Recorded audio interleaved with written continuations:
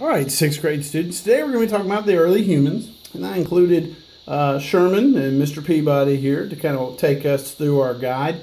No, I'm not going to try an impersonation of these guys. They're phenomenal characters already. I don't need to try to sound like them. But let's talk a little bit today about the early humans.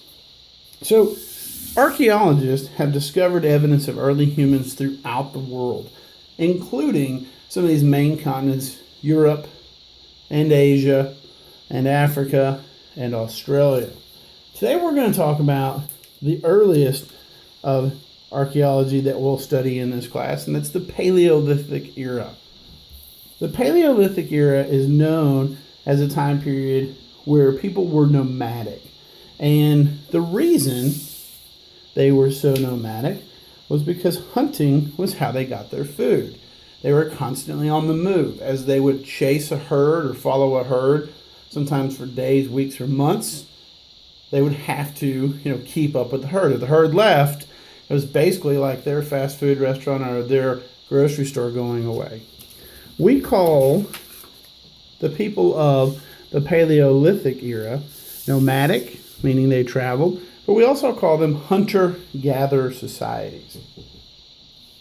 Now, they weren't big into technology, they weren't big into tools yet, but one thing did come along that helped them out greatly. Obviously, they did not invent fire, but the discovery of fire was a big deal.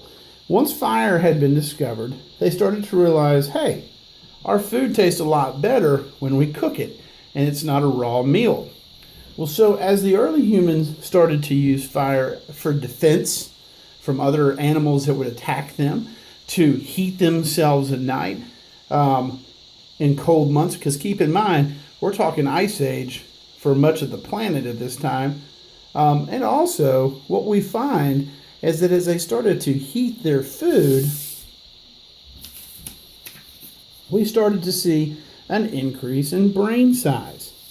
And it was this increase in brain size because the body's stomach didn't have to work as hard to digest the raw foods, so the body's stomach organs started to shrink, blood began to flow a little bit better to other areas, the brain began to increase, and you can see over time we have this increase of brain capacity, which leads us into the Neolithic age.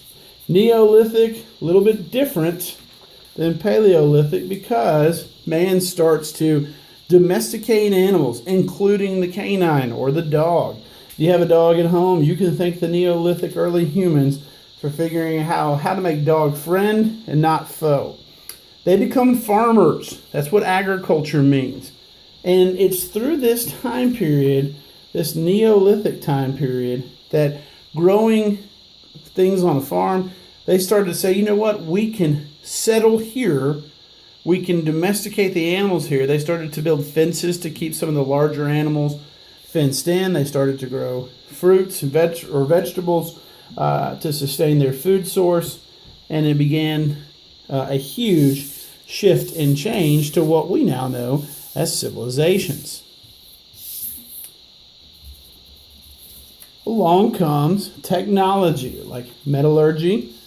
And what we know today as technology may look something like this, but technology of the early humans looked more like this. The early humans, as their brains began to increase in size due to evolution, but also due to the increase in cooked foods, which produce proteins to help them, they started to understand how to use technology.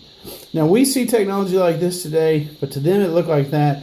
And here's why. A great definition for technology is tools that can help make our life a little bit easier.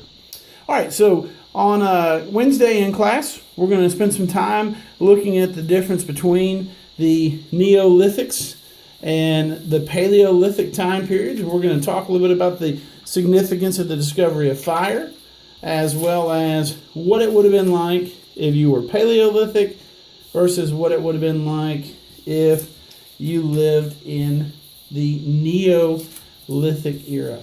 All right.